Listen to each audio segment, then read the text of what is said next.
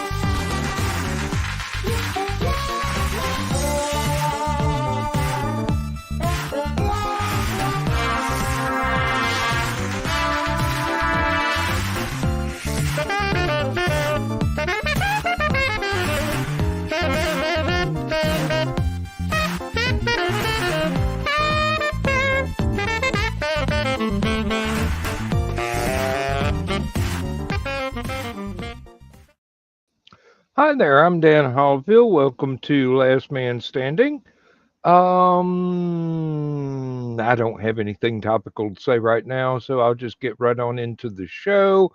With me tonight, got Joe Bachman, we got Thesis, we got Joe Dog, but he is away from camera at the moment. So we are good to go. I do want to know, let's see, we've got Foxy and Kitty and Joe Bachman in the chat. Do want to know what made Kitty go oof. It popped up about the same time as time to do some sketchy shit. So I'm guessing that was about right. Other than that, I do not know. I don't know if we're going to have Aunt Donna with us. Richie,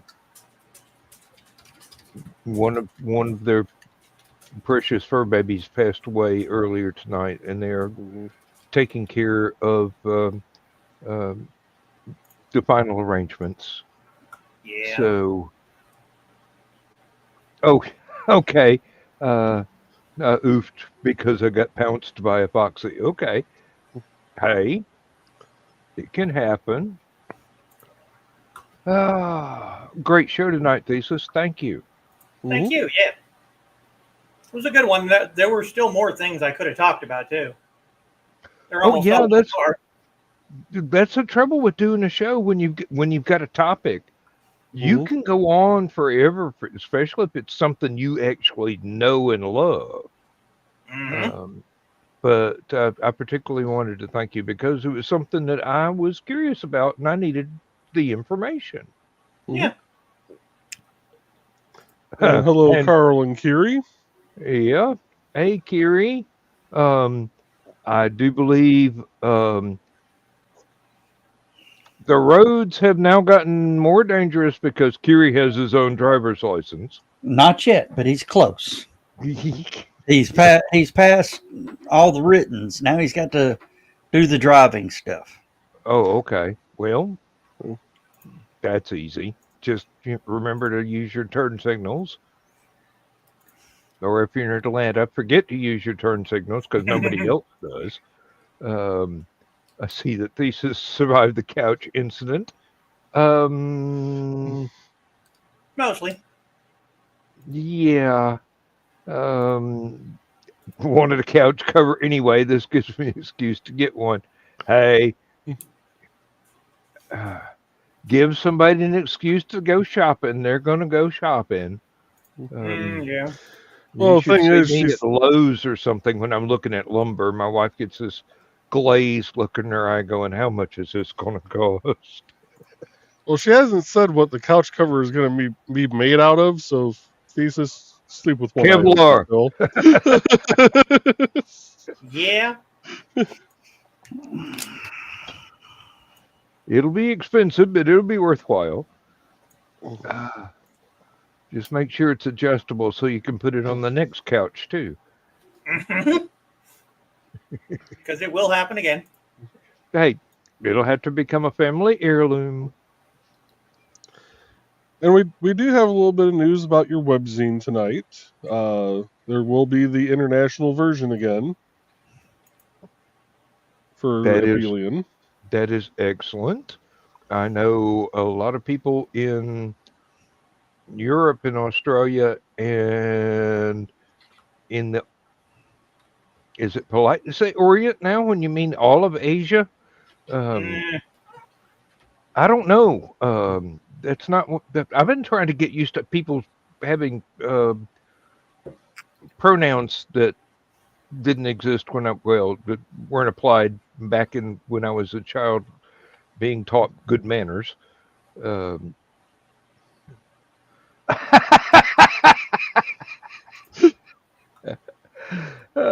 looks like you're safe, Thesis.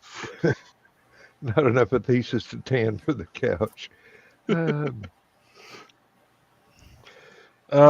the right moisturizer and the right stretcher and do like the episode of Doctor Who. Moisturize me. Yeah, when she showed up the second time though, they had to cut a line.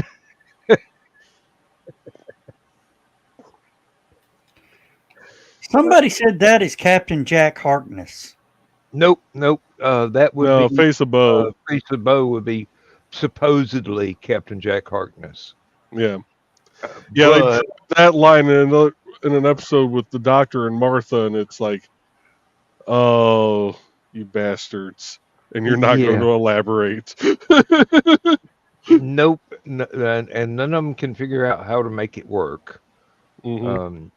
Either Captain Jack has to have a run-in with the headless monks and he winds up in the box next to the blue guy, or somebody can make up I'd rather something. Just die than end up next to him.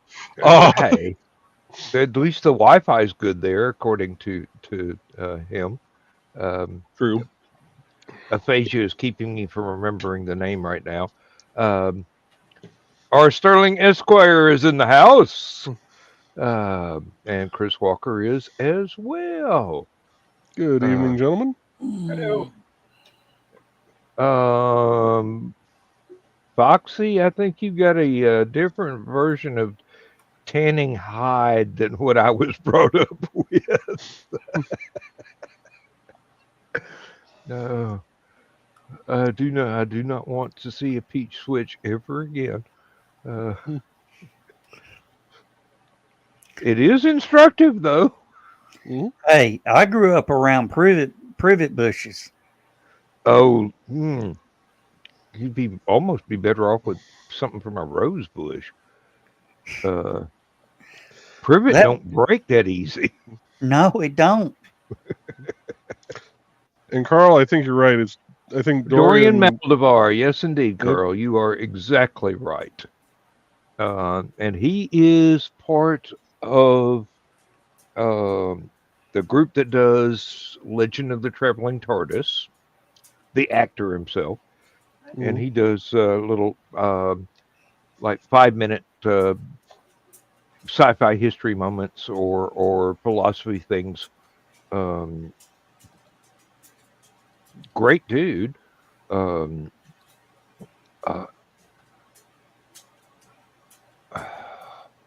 he was attacked and injured severely, and now he's in a wheelchair. Because of his sexual orientation. It's just one of those things that maybe it's more prevalent in England than it is over here, but then again, I doubt it. That kind of prejudice kind of spreads. Yeah, it does. I don't know if I want to know the story behind Mr. Witzman of the Sexy Breakfast. I have questions, and I'm afraid to know the answer. Let me put the comment up if Chris will quit trying to interrupt. Let's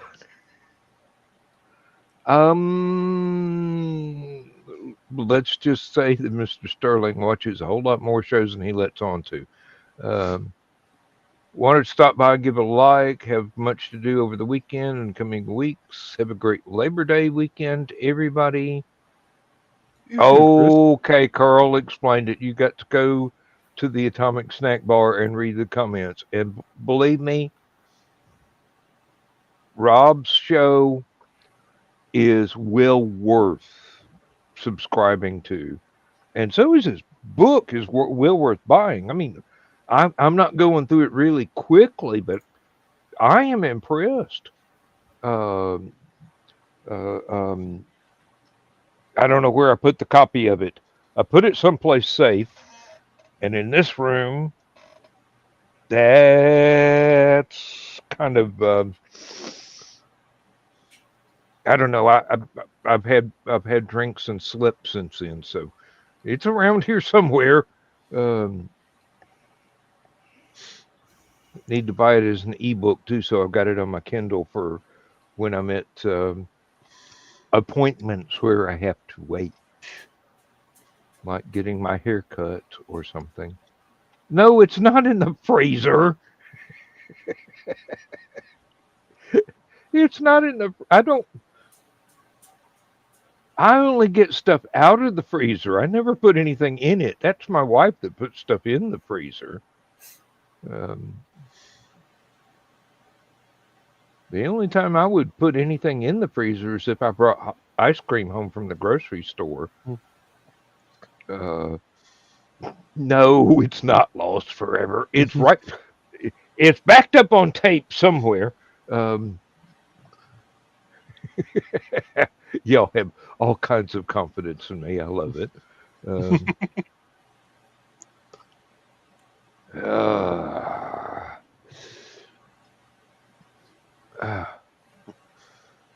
Oh, and Joe Dog, we have already sworn that we are not going to try and rescue any leftover beer from Hallowcon.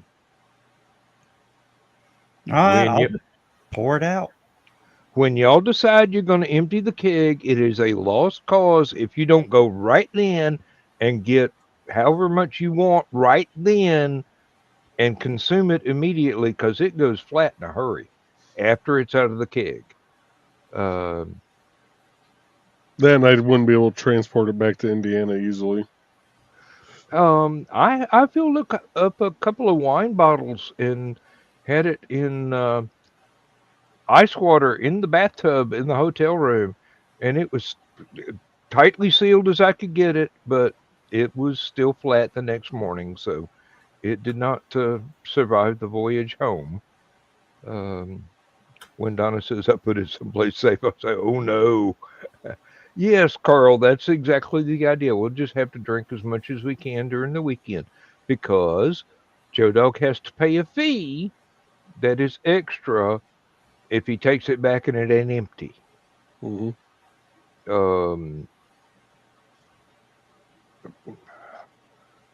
I do my best. I wake up, I get another one, I go to sleep. I wake up, I get another one, I go to sleep. I'm doing all I can do.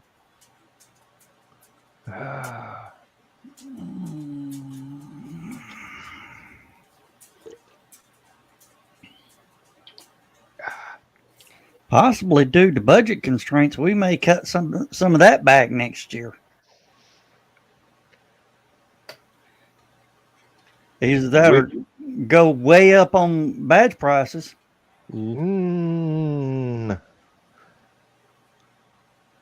Okay, I would say, yeah, um, trim that budget back a little bit because if anybody wants more than is available, all you got to do is make sure that morning before you have any, you go down the hill to the liquor store right there at the foot of the hill by the hotel, and then come back up. I would not recommend attempting that hill either up or down after having any alcohol whatsoever. That is a very steep hill. I walked it one time. At one time, yeah. Yeah, called somebody to come get me at the gas station to get me back up. Mm-hmm. I think the first time I pulled in there, was it? Did we have a little bit of snow or sleet or something? No, may have rained. May have rained. Okay. First time I started going up that final hill to the hotel, I pulled in there in the van and had to give it a little bit of gas, and the entire thing went sideways for about a foot before the front tires caught and started pulling me on up the hill. I think loaded tractor trailers come up there all the time. Yeah, but they're professionals. I'm just an old farm boy. Give me a flat piece of land I can drive on. Yeah, I remember putting in my time off request for that weekend. Yes, you do. Yeah, especially now that you've successfully filled out your forms. Oh, the wife already put in her time off request, so yeah. That would be funny if they said, you can't have the weekend off. Your wife's already requested it. My boss knows I'd go anyway and work remotely. and he'd probably never be able to tell the difference. Hey, not with that internet. He says I'd be using the hotel's Wi-Fi. Again, not with that internet. Yeah, we're talking about Dalton, Georgia, not Chattanooga, Tennessee, with the good internet. And Carl's van can just barely make it up that hill to Hallowcon. But Dan, you also saw last year the dealers and vendors room had its own Wi-Fi. Yes, it did. It also had a sinkhole. No, it wasn't a sinkhole. It was the tile popped up. Oh, okay.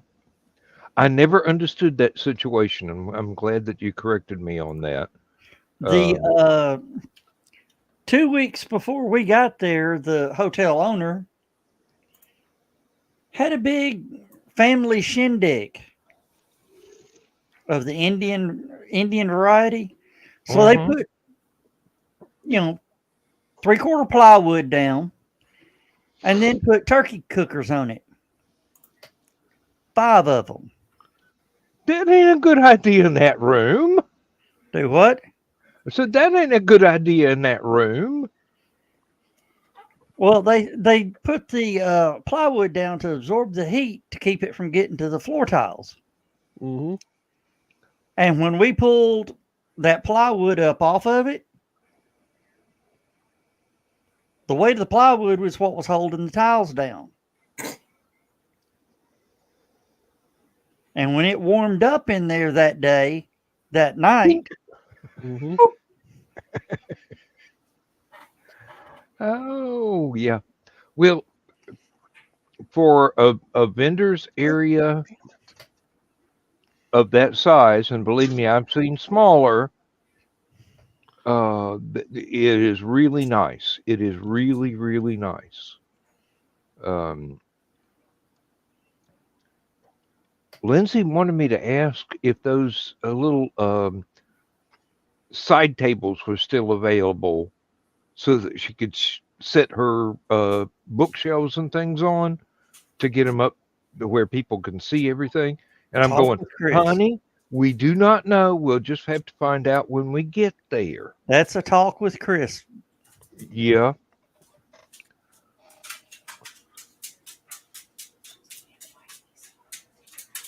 But she really enjoyed being able to use those that you were just going to have to move someplace else out of the immediate way for everybody else. And she's going, well, this little fold up shelf fits right on top of it. I think I'll do that. And there we go. Well, she said it in a British accent, but quick million-part question for you. How many of the Last Man Standing crew will be at Hallowcon? Will any of the shenanigans be filmed? And who is passing out first? Yes, no, and Dan. Good answer. Not the one I would have used, but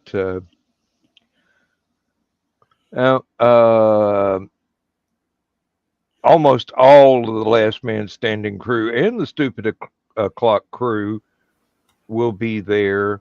Almost all of the Rising Tide crew will be there. Mm-hmm. And no, none of it will be filmed. We might do a show with cameras pointed at us and not anything else that's going on in the background, as we did last year. And Yeah, Dan, remind me of that, and I will run you a hard line out.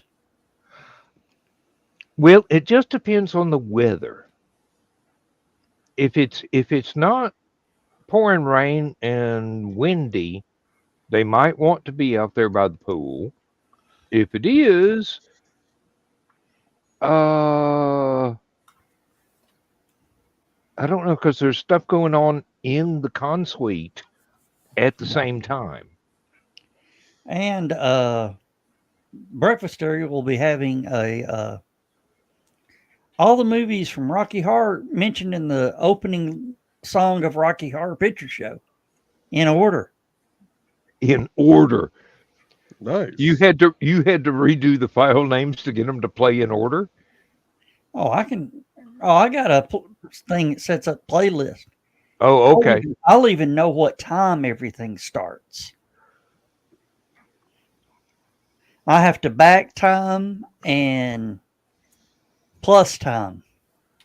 Yeah.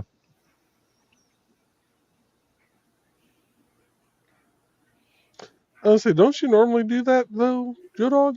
Yeah. But this is the first time he's ever done it thematically with Rocky Horror. Oh, okay, I got you.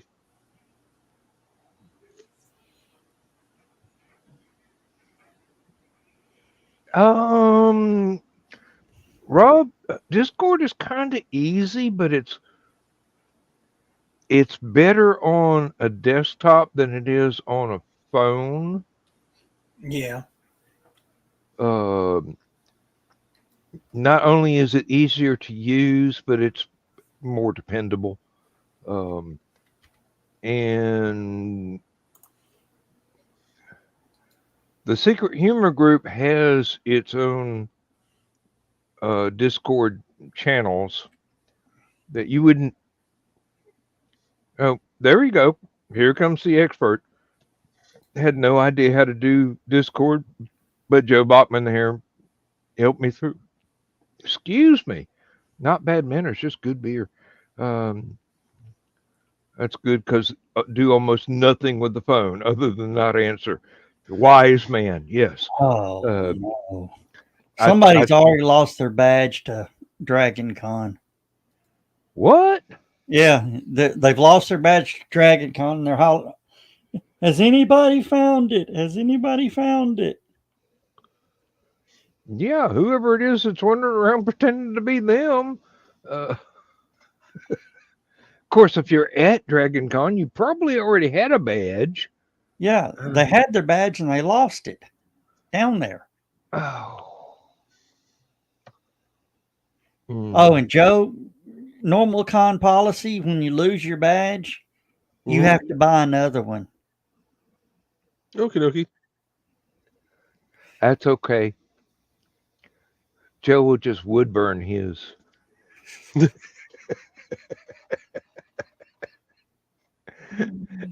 He can probably do it right there while you're watching him. Be back. I pissed him off. Yeah, Rob, my wife and I only use the phone to text each other or to take photographs or to occasionally make phone calls.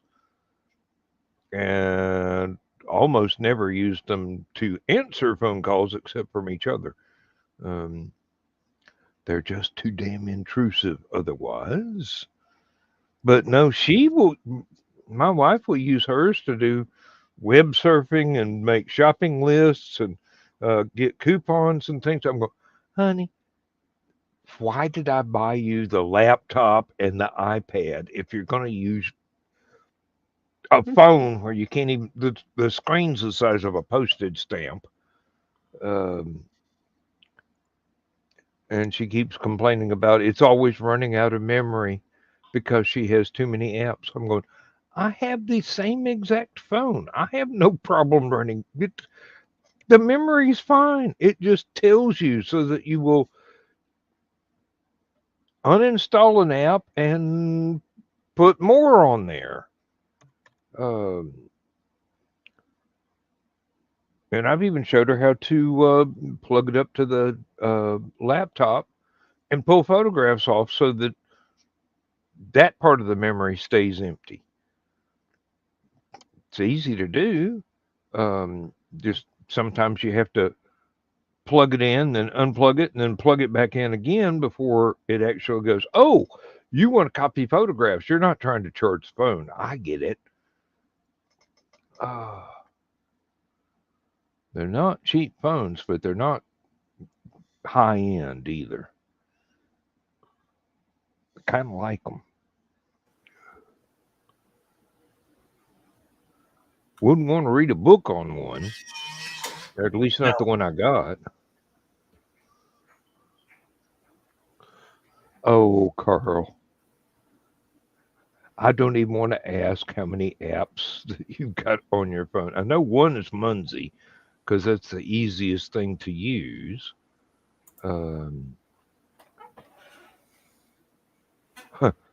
One thing I actually do with it is listen to reruns of Last Man Standing while I do chores.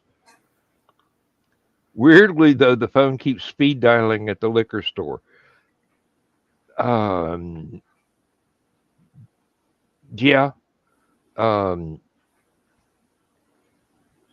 I have had mine spontaneously activate programs that I never use when I'm trying to just put it back in the case clipped to my belt.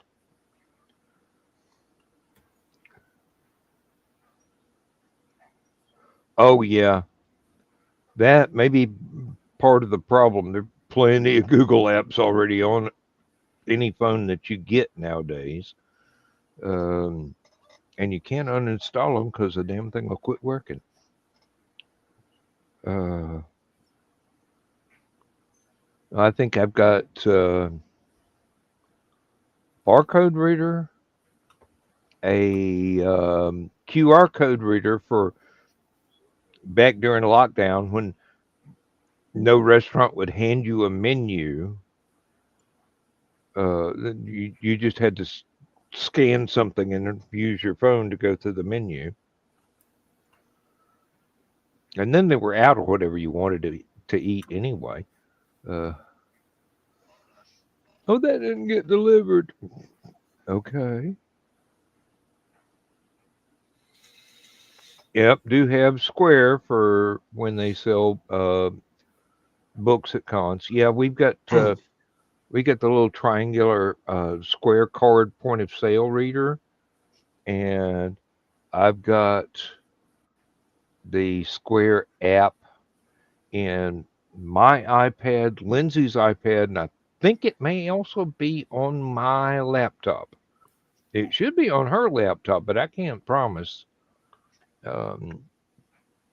I've mentioned that she should have it, but in any case,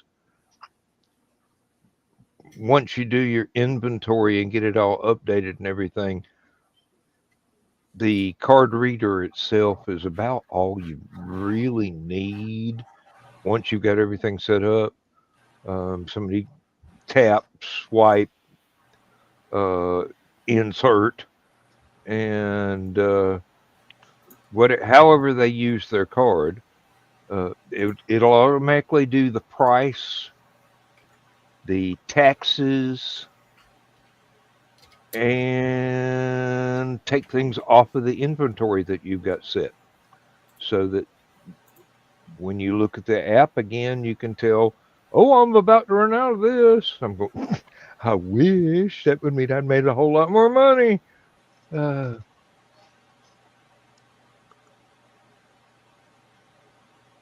course, if like my wife, you have a lot of things that are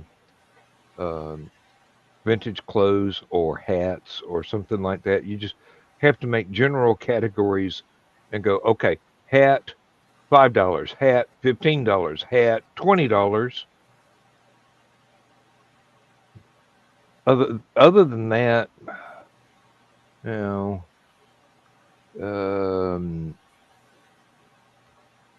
at the end of the year, you can go to the website and have it print off all your sales for the year, all your taxes you have to pay, and give you a breakdown on how much money you actually made after the fees have been taken out.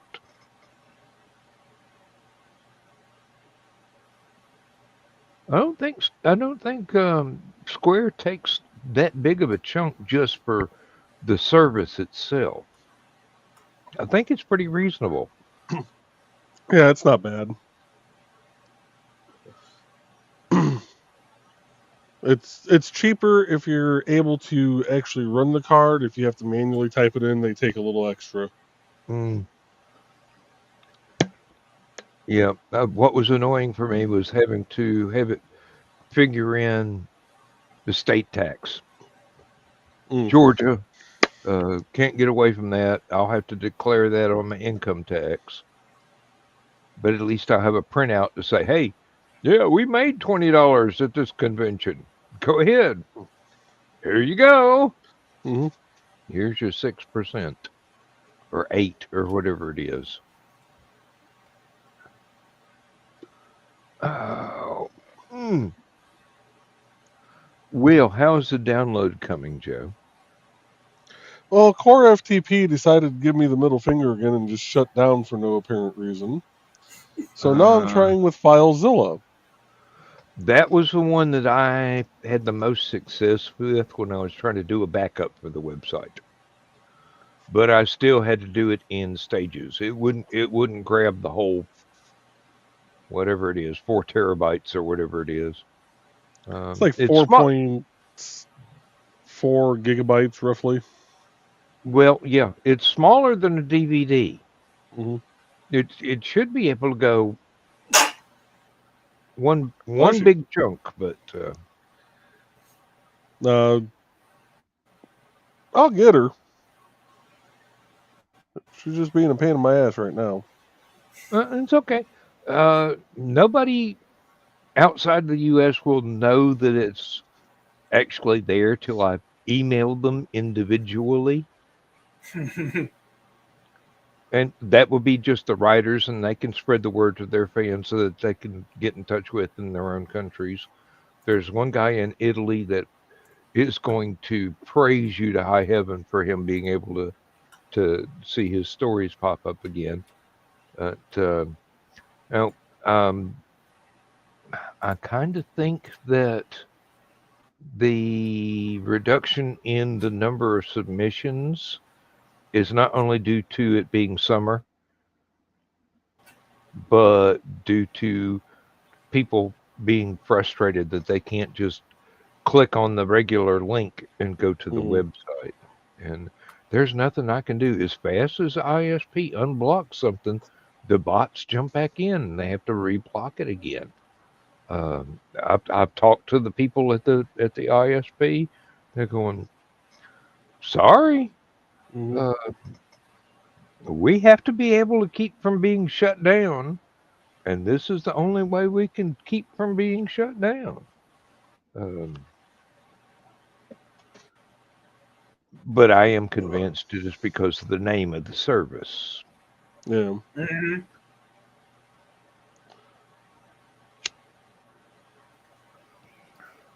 Okay, sorry about that. That's all right. Oh, Dan, remember what I was telling you about before the show Thursday? About the strange coincidences in my neighborhood? Yes. Another one happened today down the street. Well, 2 streets down.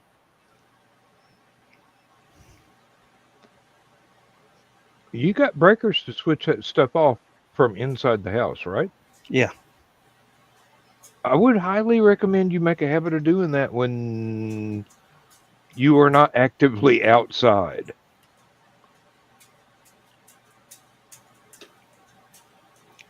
It's just weird.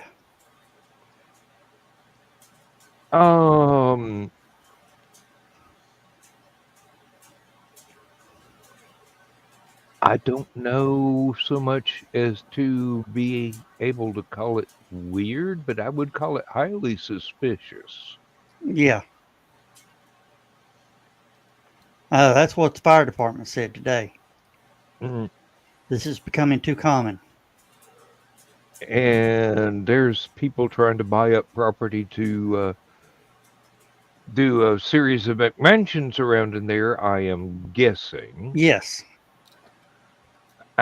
So now we have a likely suspect. Motion. Uh-oh. Joe's got a concerned look on his face. Hmm. Oh, I just got notification. Oh, that's why there's motion at the doorbell. There's a cat on the front porch. But not one of yours. Nope. Nope, one of the neighborhood cats. Just visiting. Mm-hmm. They're just being friendly.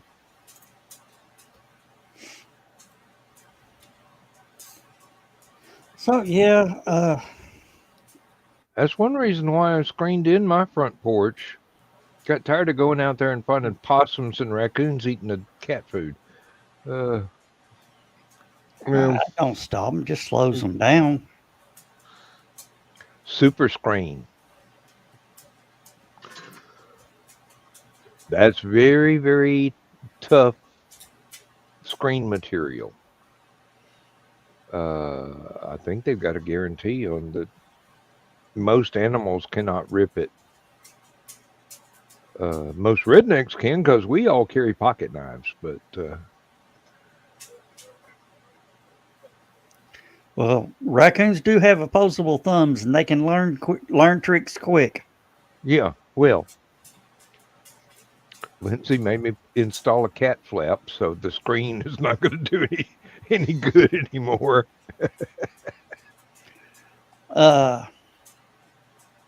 Have you heard the stories of they taught some raccoons how to use keys to open locks? Who would be evil enough to do that? A behavioral scientist, okay. Yeah. Just seeing what they could teach it. That's like the octopus that learned how to climb out of its tank, open a jar, and reach in for a fish it saw and could not get to otherwise, and then go back to its tank.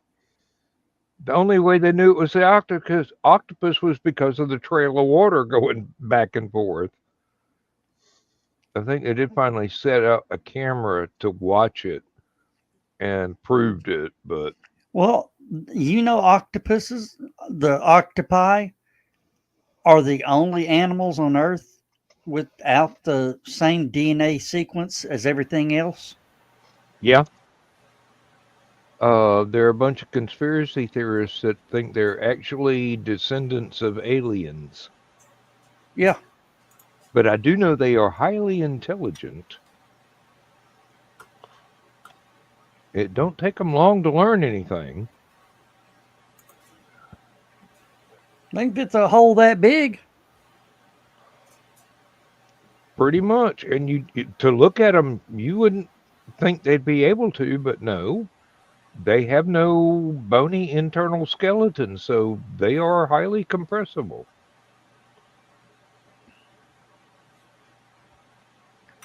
Just a matter of willpower, Thesis. You too can climb through a keyhole if you want to, except for that nasty bony skeleton we were born with.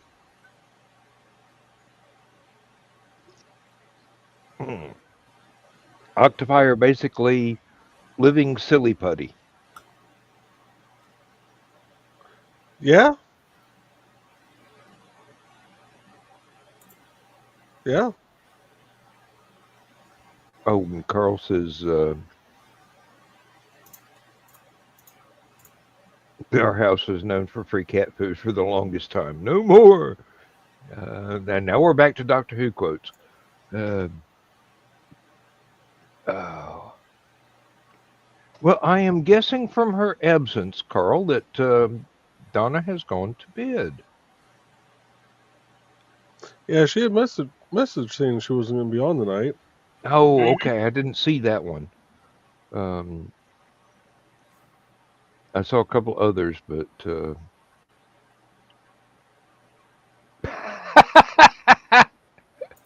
mine was known for free octopus food, but you know, yeah, and spare parts for flying saucers too. All things considered, I'll keep my bones and such. Yeah. Carl, she probably did. I just didn't see it. There was a lot of stuff going on today. She did. Dan, guess who is big on the con circuit scene now? Two names you would never picture going to conventions. Okay. Danny Trejo, Danny Trejo, and Danny Glover. Okay. Somebody asked Trejo why is he doing the convention? He said, I can make more in a damn weekend than I can making a freaking movie. Out of your price range. Yeah. Yeah. That reminds me of the other guest that it double booked and won't be there. I'm very sorry. A lot of people were looking forward to meeting him, but yeah, a lot of people were. But you know what? I'm not going to put, when somebody asks me, let's do this. No, I'm going to bring this back up. I'm not that. If this wasn't the first time it happened to me, I would, first time I was a little pissed. This time it's like, okay. People make mistakes. Mm-hmm. Rule 1, don't fuck with the Southerners. Won't be invited back. Hey Dan, after the show, can you check to see if you can get to Aphelion? Because it's not letting me connect anymore, and I can't even see the site. I can do that right now. And I haven't even gotten to the point of downloading anything other than cover images. Covers there. Editorial is there. Long fiction is there. Short stories are there. Flash fiction. Poetry. I wonder if they're freaking out because it's a new connection that's trying to, download the internet. Download everything, yeah. I wonder if they blocked me. I certainly hope not. That defeats the entire purpose of this episode, this exercise. I'll try it again here in a little bit. Well, if worst comes to worst, you can always send me the FTP link, and I can do it from here. Actually, you know what? Let me just let me make sure that FTP login is going to work. Okay.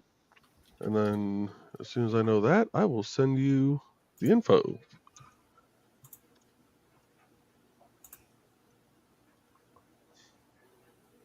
So, Kiri, Hi.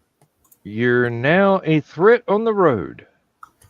Almost, but give it some time. I'm gonna take my permit test, get my in-car lessons scheduled, and then I'll be a threat to the road while actually learning. Well, I had to go through this with several of my children, and now it's getting to be grandchildren time. Oh, and my niece has bought herself a hot car. I mean, it's beautiful, it's powerful, and I'm going, your mother let you buy that? Because my sister is very overprotective. She's very much a helicopter parent. Mm-hmm. I mean, she let my niece buy this car, but she won't let her date.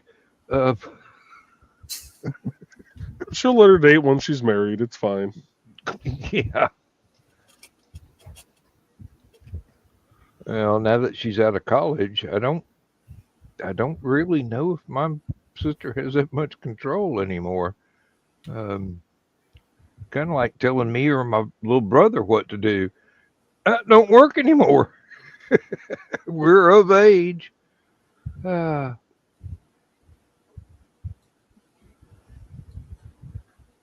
Oh dear, Carl.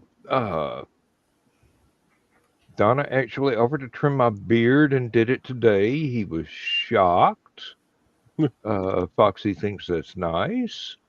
Not as short as my beard. Well, yeah, because I had to take my mother to dinner a week or so ago. I had to look good for that, believe me. No more CC top. It's only a matter of time. It will grow back, unless you don't want it to. How do you want me to send you the login information? Go Just ahead and through put it in Messenger. Okay. That's private enough. I mean, it's just between you and me. There's nobody else that's got access to that particular chat except for Zuckerberg. Nick Tockert is with us. And Hey, Nick. Carl keeps trying to run his fingers through it and they slip out. That's because it's shorter than it used to be. That sounds like a personal problem. I think we'll drop that subject right there.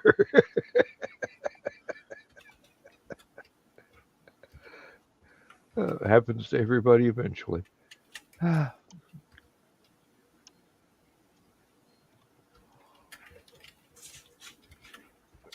Joe Dog, how is your 3D printer going? Well, I got all these done. The first timer badges? Yeah. Okay. Well, you knew in advance how many you needed. Well, yeah, but this ain't all of them. You like that, Kiri?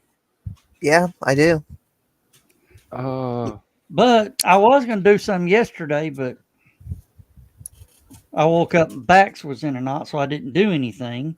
Didn't even open the door, which was a mistake because that's why it was 100 degrees in here last night. I bet I'm on the wrong channel. Where is everybody? Well, at the moment, I'm seeing everybody on my channel. But if you are on Stupid O'Clock, we can still see you. You just can't see us.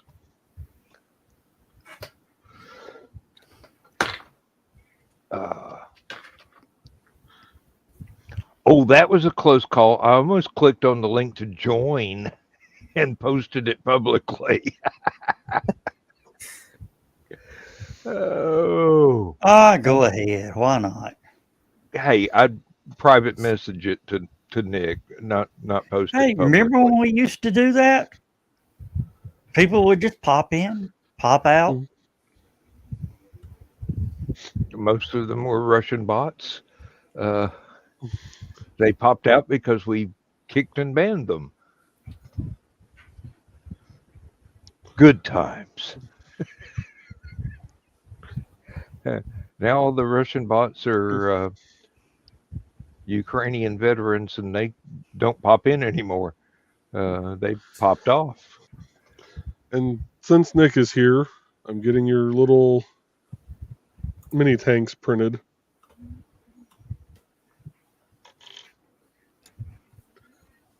Now, Joe, are you gonna have little badges for anyone who wins the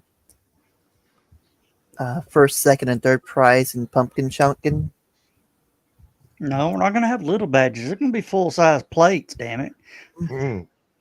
Yeah. Dawn's already laid down the law on that. She gonna be playing for blood.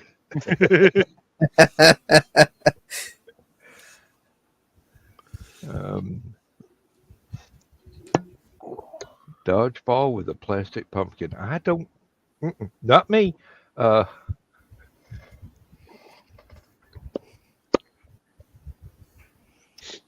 And we're going to be doing Hot Wheels races.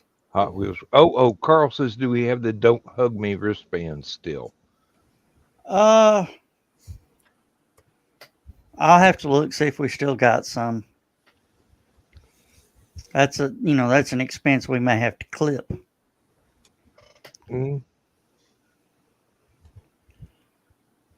Well,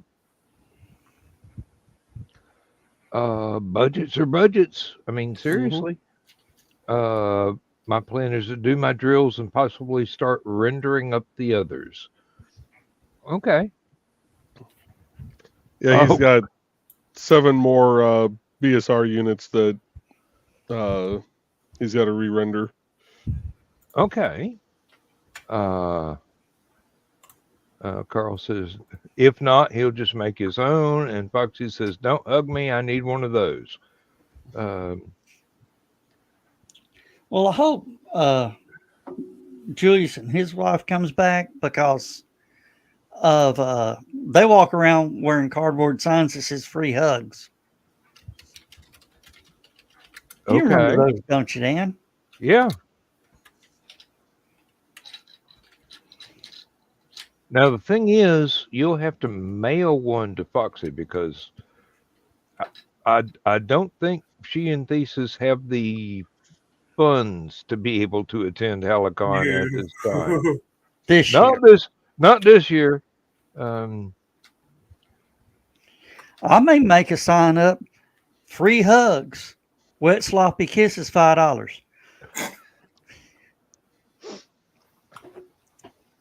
You make one that says free hugs, and then small print underneath it, put with $10 donation. Joe, you may laugh at this, but I went out we had a dog who had puppies. Well, 2 dogs, a mother and daughter. They had puppies in the same day. Oh, good Lord. We had like 17 puppies. So we went out to the flea market, and I wrote a sign: free puppies, $10. I made $80 that day. You would. Even my daughter says, still talks about, your free puppies, $10. She said, somebody handed me $10. I put it in my pocket, and she goes, Dad. I said, shut up. Don't tell them we're out of puppies. Hey, $20 is $20. Hey, that's like Bill Engvall makes these signs that says I'm stupid, and sells. This is when he was just making it.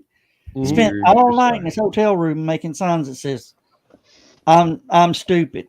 He charged $2 a piece, or 2 for $5.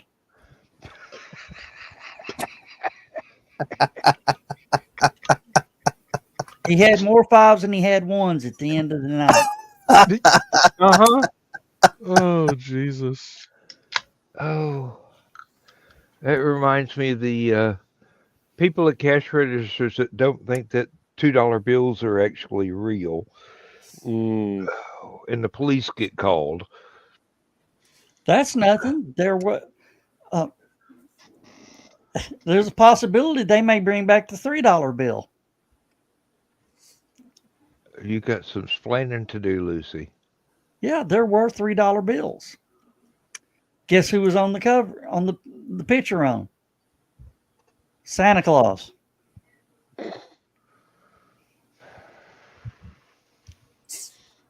I'm waiting for the punchline. That was the punchline. And what they're saying is they could possibly use it, for kids to have a way to save money. That way, mainly the kids would be spending them. If the parents spend them, that means they're taking their kids' money.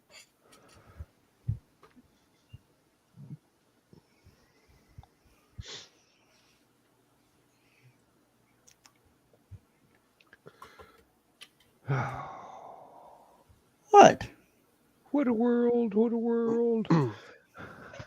I'm melting. I love the idea. I'm sure you do. Of course, it's going to cost me an extra $1 well, now it costs me an extra $3 whenever I go see the grandkids, because I give them $2 bills. So here's a fun fact for you. The government almost did produce a $3 bill. Legitimately. Okay. They just in the original legal tender issue of 1862, the government had intended to produce a $3 bill but never did.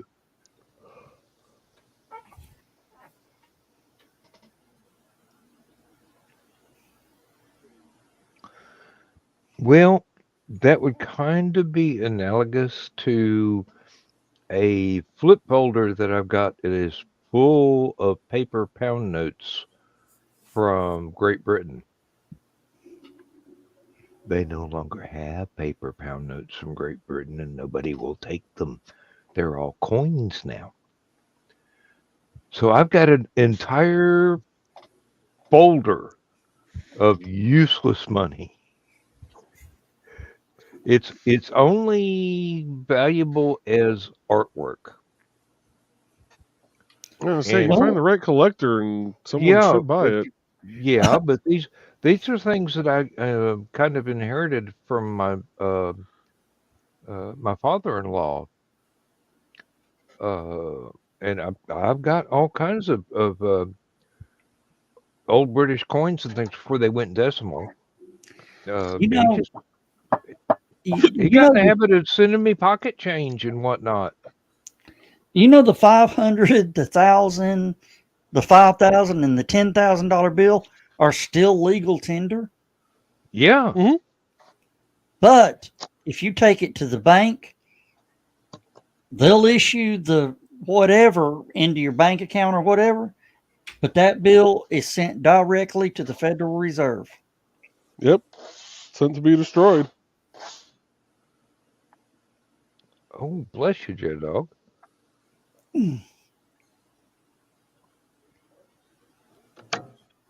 I've held a $1,000 bill.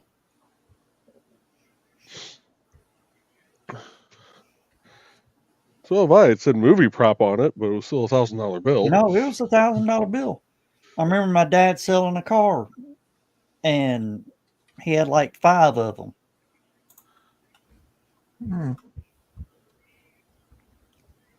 Well, I have held several stacks of $100 bills in 1,000 amounts. Of course, I was buying a house at the time. Yep. Yeah, Carl, For now, yes, that's what they do. But the public can still have them. And I guarantee you in the next 10 to 15 years, you're going to see a lot of them. The banks are going to start seeing a lot of them. When the Depression kids pass away. Mm-hmm. Yep. And you're also going to see a lot of bills that are stamped silver certificates. Yeah. From that same era. God, the collectors would be paying top dollar for those. Well, a $1 silver certificate's a $10 bill now. Yeah. I mean, in fair conditions, a $10 bill, without question.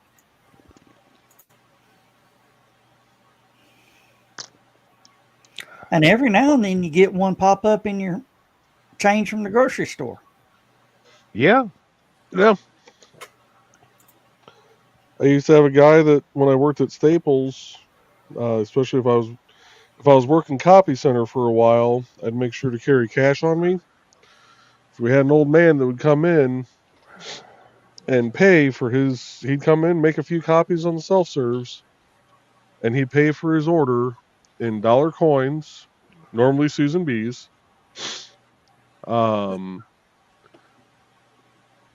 He'd have the 50-cent pieces and $2 bills.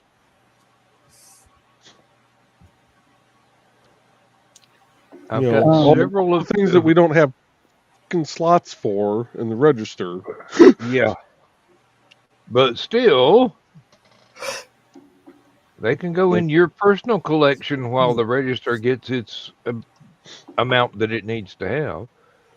Well, I'd buy them out. I'd keep them in my wallet, and then the next cashier that pissed me off, I passed them on. Oh. No, I've got several $2 bills and a fistful of dollar coins. I think I may have 2, maybe 3 Kennedy half dollars that I've had since I was a kid. Used to know somebody that was into cowboy reenactment, and he liked to get the dollar coins and go to the events, and they, when everybody had put away their firearms and it was safe, he'd go to the bar and pay for his drinks with the dollar coins, pretending to be John Wayne or whatever. Well, the government is trying to bring the dollar coin back. Well, just mainly as a cost-cutting measure. Mm-hmm. A coin's got a 50-year life minimum. Mm. Dollar bill has an 18-month life. Oh, I've been holding on to some of mine for longer than that. I've still got some that I took to Hallowcon last year. I used to threaten a couple of the dancers with, tell them I was going to bring in a bunch of dollar coins, and instead of throwing a bunch of dollar bills up on stage and make it rain, I was going to make it hail. There's one that looked at me and she goes, "You wouldn't do that." I said, "You're right. To you, I wouldn't. To you, I'd sit up at the stage, wait for you to come up, lick the back of it, and stick it right to your forehead."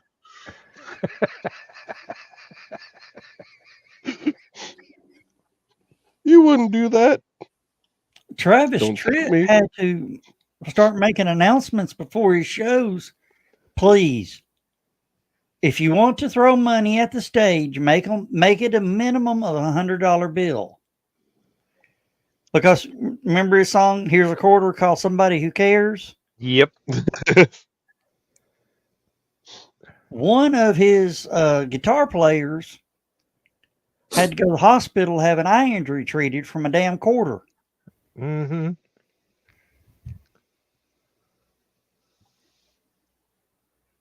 Of course, they swept up a stage full of quarters. Pray for the hospital bill.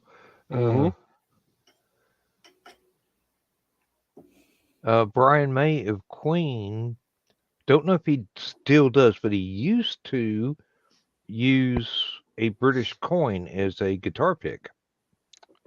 Yeah. Do you know what Led Zeppelin's sound came from? They had a particular guitar sound. Yeah. That people couldn't replicate. Billy Gibbons, about 10, 15 years ago, came out and told what it was. His pick was a peso. And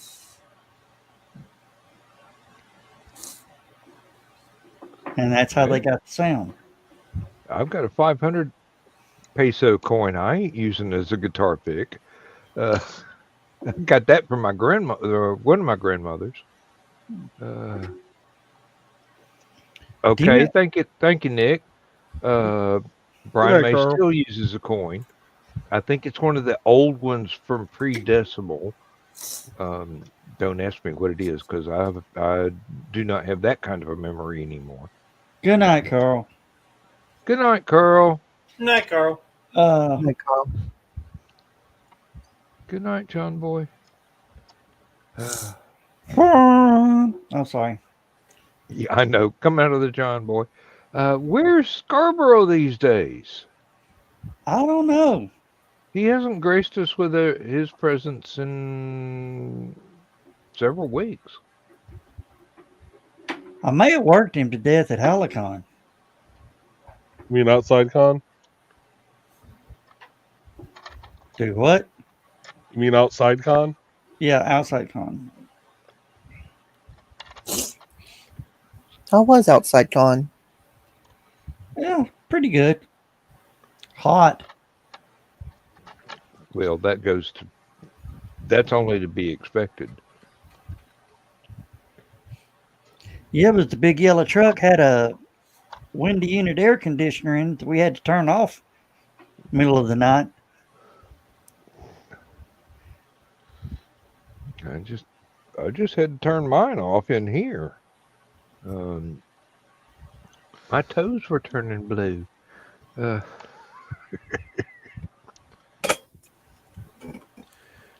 Joe Dog, how big is your plate on your 3D printer? 430 by 430 by 480 tall. Jesus Christ. What? It's like double the size of mine. Good Lord. Now we have plate envy. That big, tall-ass rocket engine. In pieces like a normal person. I don't know. No, he did it all in one go. And changed filament in the middle of it so it'd be two different colors. Twice. Oh, glutton for punishment. Joe, changing filament's easy. You hit pause. Do you have a pause?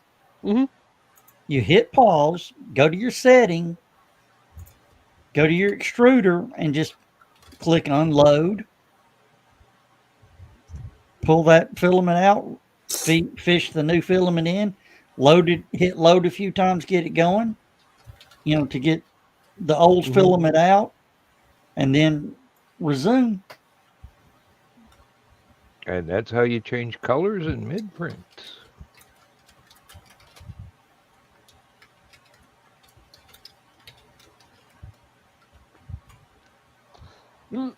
I wonder how that would work on Richie's printer, since it's a bath rather than resin printers are a completely different beast. Well, I'm guessing it is. Yeah, I don't know if you can change resins midway through. It'd be a hassle. Yeah. It probably would. Kitty, yes, you're absolutely right.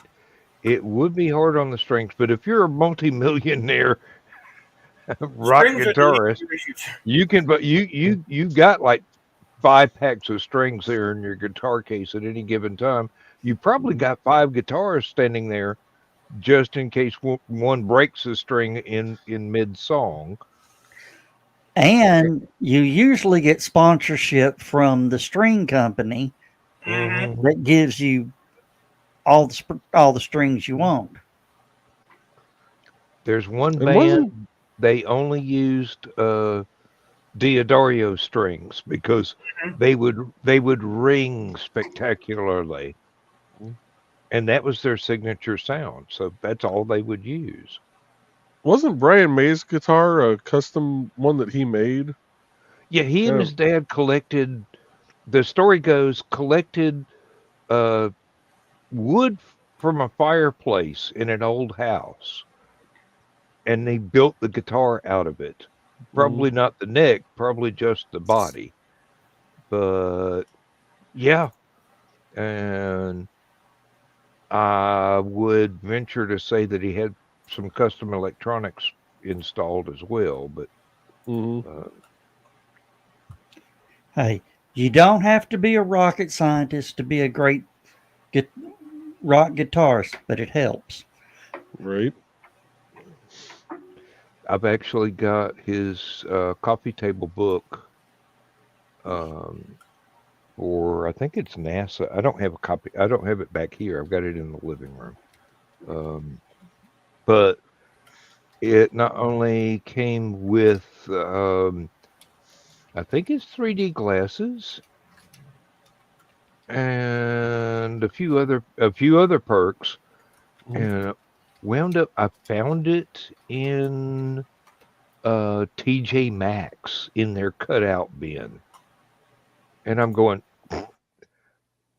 a book on astronomy by Brian May, and you've got this. Oh nope, that one's mine. I was just lucky the pages didn't catch fire fast as I was going to the cash register.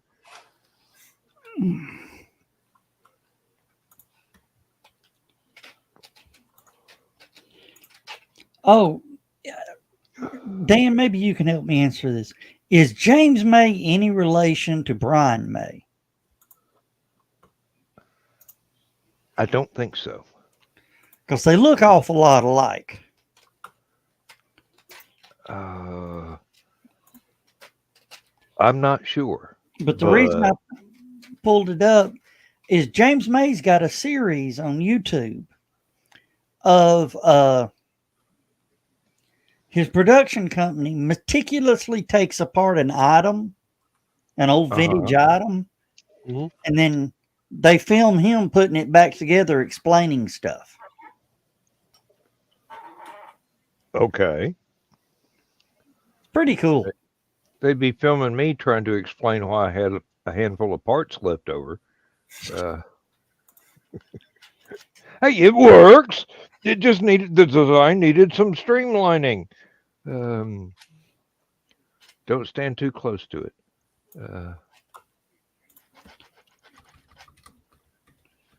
Yeah, it's interesting watching him do that. Well, yeah, I used to have a lot of fun watching Top Gear. Of course, it was the one where they had people come on and do the guest driving and interviews and things. I believe my favorite one was Rick Wakeman, and they let him drive around the speed course, and he had a little keyboard up on top of the dash, and he'd be pounding out little bits and pieces of something while he's driving. I'm going, sorry, your powers of concentration are a whole lot greater than mine. I'd be worried about the darn thing sliding around on the dash rather than trying to control a car at extreme speed and play a song too. Well, I loved how the crew of the old Top Gun did. Was it James May or was it the other guy? The tall, arrogant asshole said something politically incorrect. Oh yeah. And they said, you got to go. We can't do that. And they said, no, you can't fire him. He's part of our show. they said, we have to. We can't, you know. I said, well, fine. See how long your show lasts if we walk out. Well, you can't walk out. You're under contract. Watch us. Within 6 months, they had their own show on Amazon Prime. Yep. Jeremy Clarkson is what Nick said. And he actually has a farm with a bar over in England, and it's fairly near one of the canals, so you can actually ride a boat to get there.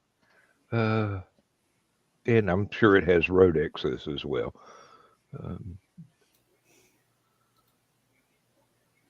The things I learned from YouTube.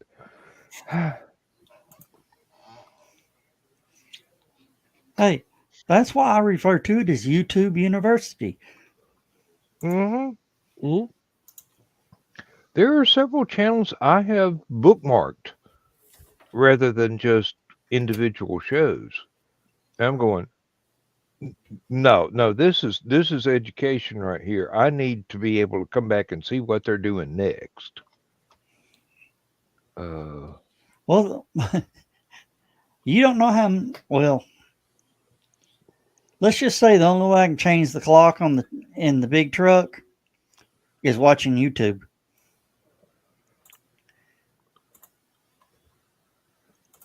Okay.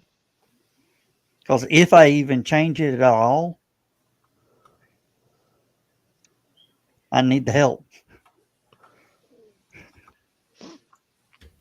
That's only when I disconnect the battery. Yeah. That would be the main reason right there. And that's why Lindsay hated it so much when the battery on her old car, the Buick, went dead over and over and over again, because she lost all of her pre-programmed radio stations every time. I never turned the radio on in that car. It's all faith songs. It's all Christian music, and I'm going, I am not deprogramming her radio just in case she wants to listen to something. Now I can set the preset radio station, but if you get in my car and you push the 5 buttons across top, presets, and you go to the truck and push the 5 presets, they're exactly the same. Mm-hmm.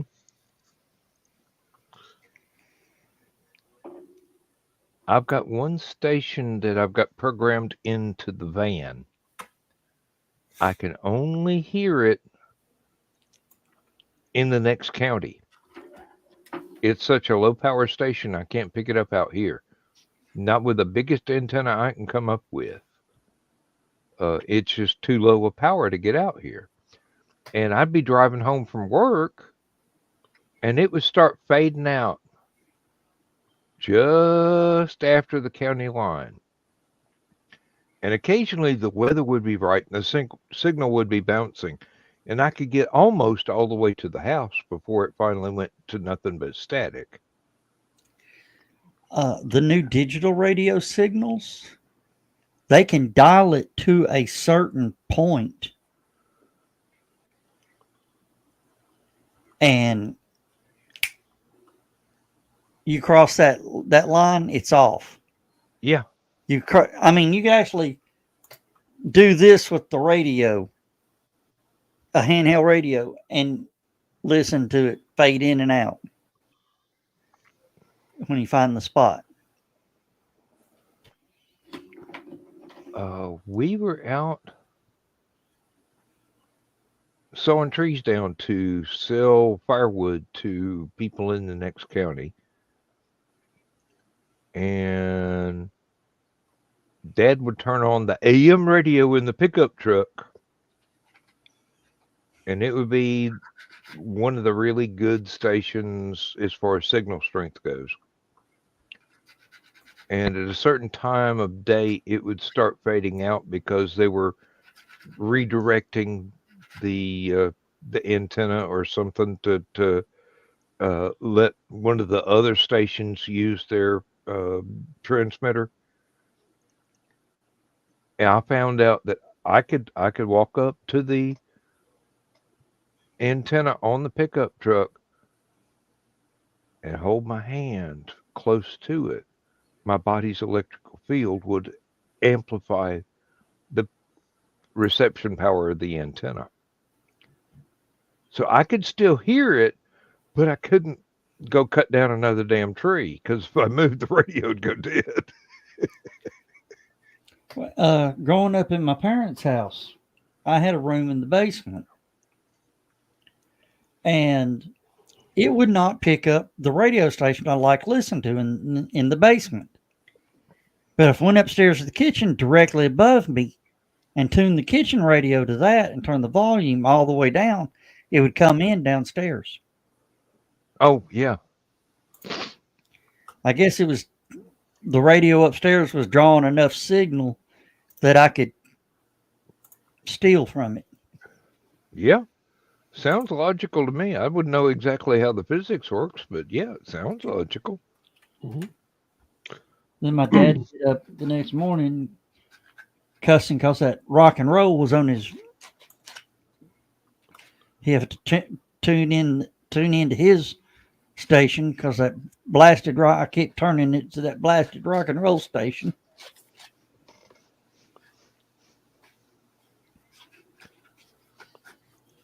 Oh, I used to have one of those little bitty shirt pocket sized transistor radios.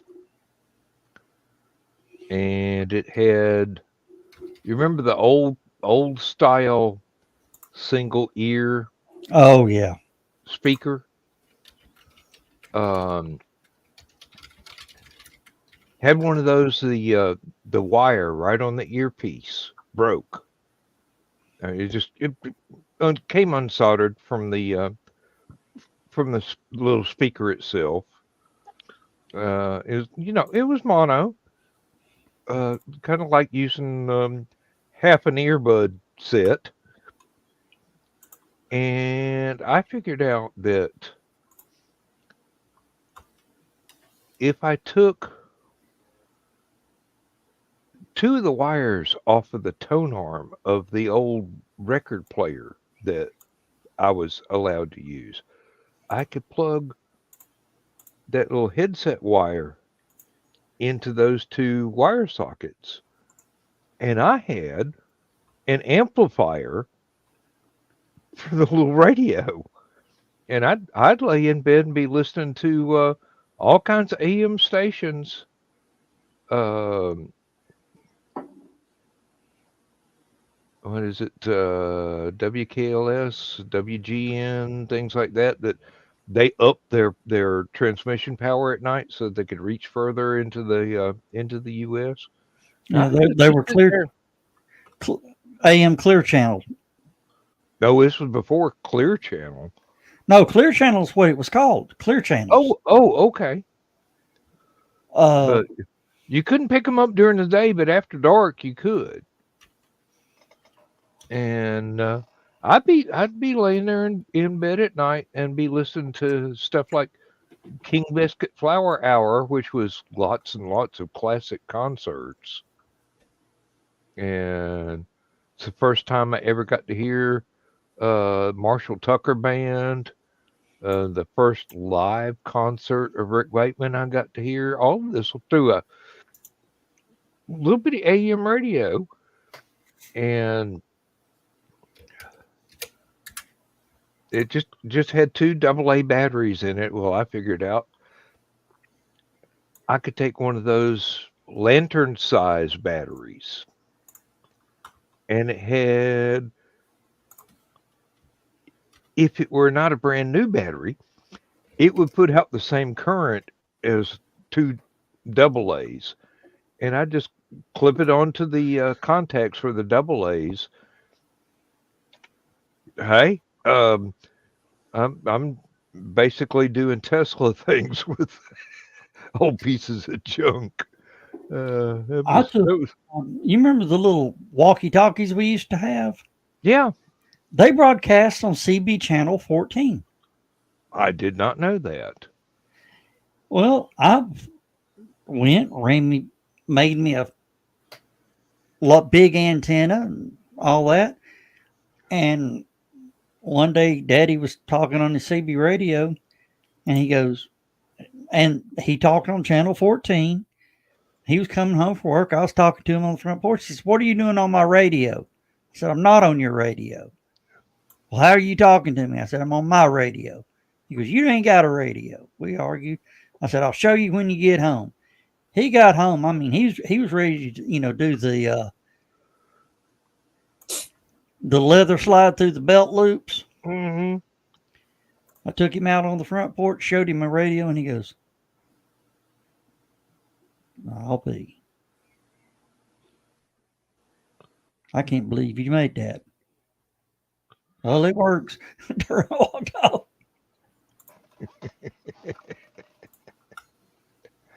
Oh, when I had a CB radio in my car, I used to have to lock it up to keep my brother from getting in my car after I came home from college, because he'd get in there, and there was one radio shop in New York that had some kind of amplifier hooked up to their CB, and they would skip through the atmosphere and be able to talk to my little brother in Georgia. That's a long way for a radio skip to go. Of course, if Carl were still with us this evening, he would be able to say, yeah, that's the same principle as what people that use ham radios do, is get that atmospheric skip. And all around the world.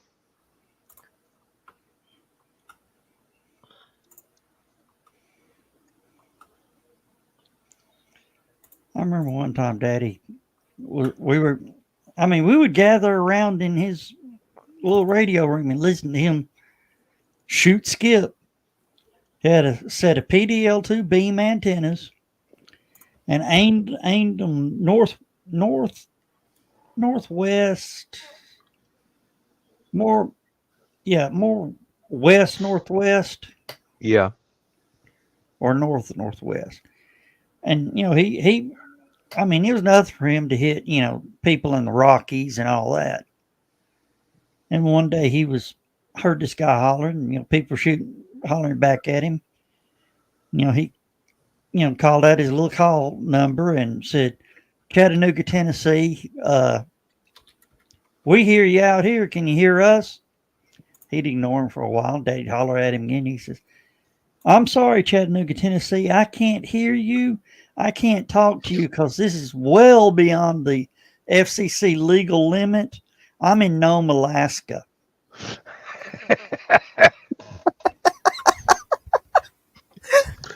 Oh, Jesus. The only further west you could go in the United States was out the little islands underneath Russia. The Aleutians, yeah. They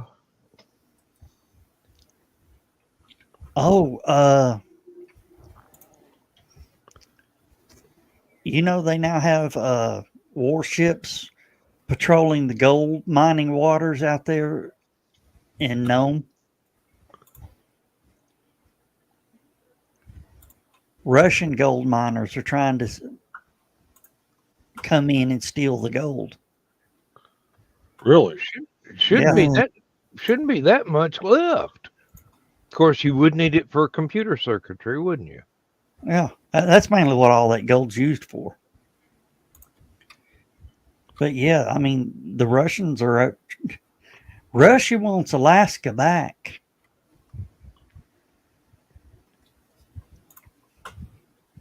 I don't think what's her name's going to take kindly to that. Hey, bring them home, because I'm going to tell you, their little pockets in Alaska better armed than some of our military bases. That's true all across the U.S. Good grief. I listened to veterans talk on YouTube all the time, and they're just going, well, I got this, I got this, I got this, I got this. And I'm going, if my cousin was still alive, he'd be able to shut you up because he's got 10 times the amount of rifles that you got. He could outfit an entire damn battalion. Hey, I'm going to tell you, if I had stuff like that, y'all would never know it. Damn if I'd be putting it on YouTube. Oh, well, no, this is how they get monetized, is they're out there doing demonstrations and showing it off. And, but, I mean, I'd go to do the demonstration, but I damn sure wouldn't tell them what I had and where it was located. Oh, I'm pretty sure that, well, I hope nobody's stupid enough to try and go and break into their house.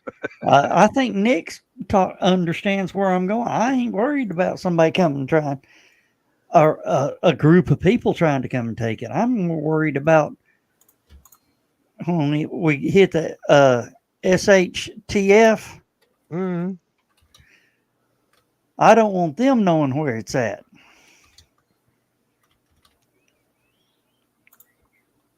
But I don't have firearms, so that's a choice I've made. Mhm. But if shit hits the fan, I'll damn sure be asking to borrow one of yours to keep them from getting yours.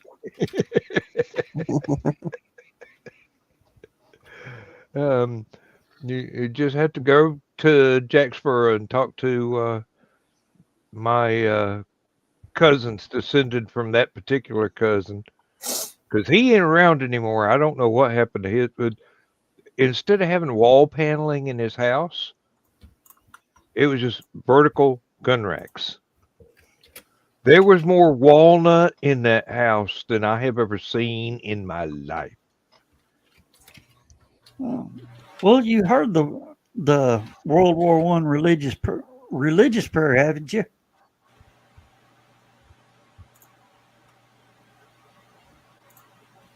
Praise the Lord, pass the ammunition.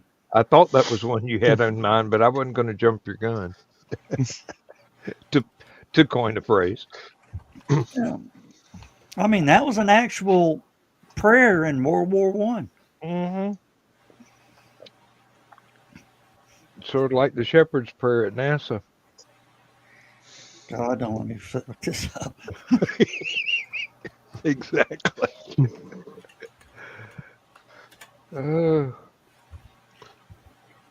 But of course, they did clean that up before they released it. Hey, but it's still passed down into memory, and people have not been hesitant about uncleaning the quote if they want to use it. I get the feeling we're boring Kiri and Thesis to death here tonight.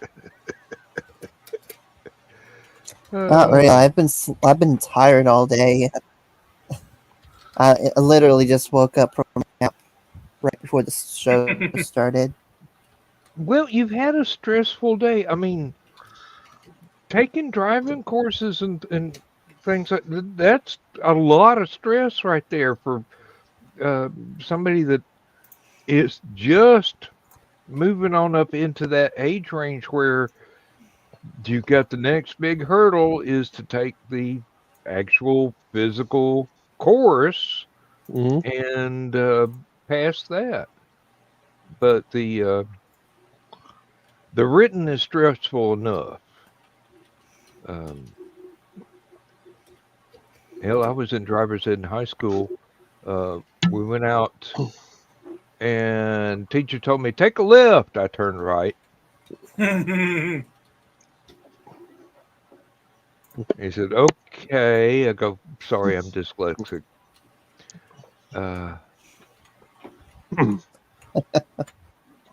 Really, I am. If somebody's trying to give me directions in the car, I have to actually make sure that I understand which left and which right they're talking about, because I can't tell the difference. And turn left, right? Right, left. What? Don't go. It's not west. It's west.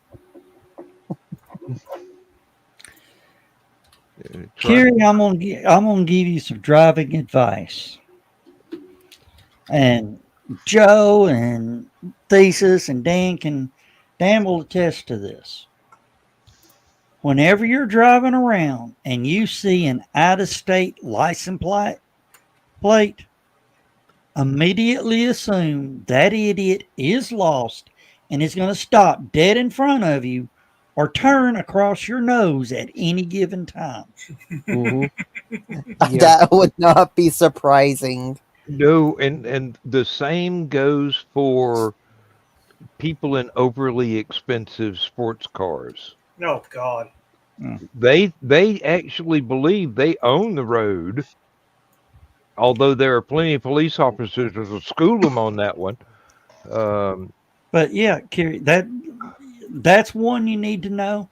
And the second one, if you ever see a U-Haul, labeled U-Haul or any truck like what I've got, this is budget or Penske or Hertz Rentals, immediately assume the last time that idiot drove something that size was never.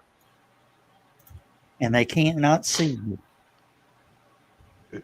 Exactly true. Mm-hmm. Yep. Have to have a CDL to drive that dump truck, but don't have to have a CDL to drive that big ass U-Haul. Nope. Nope. So, go say that to your driver and instructor and just watch the look on his face. He's going to go, whoever told you that's smart? Mm-hmm. Fear swift truckers. Yes. I will make sure. I actually talked to somebody. Swift got bought out. Oh? Swift is now owned by Knight Trucking. KNIT. Yeah. First thing they did is sent every driver through a recertification course. That's smart. I don't think it's helped. And Foxy's driving instructor once told her to assume everybody else on the road is an idiot. This is the message that I impart to all of my kids, whether I taught them to drive or not. As a road construction inspector, I approve this message. That would be easy for me to assume everybody else is an idiot. You assume that anyway because you know us. Hey. And another thing to remember, anybody driving faster you is an idiot. Anybody driving slower than you and holding you up is a dumbass.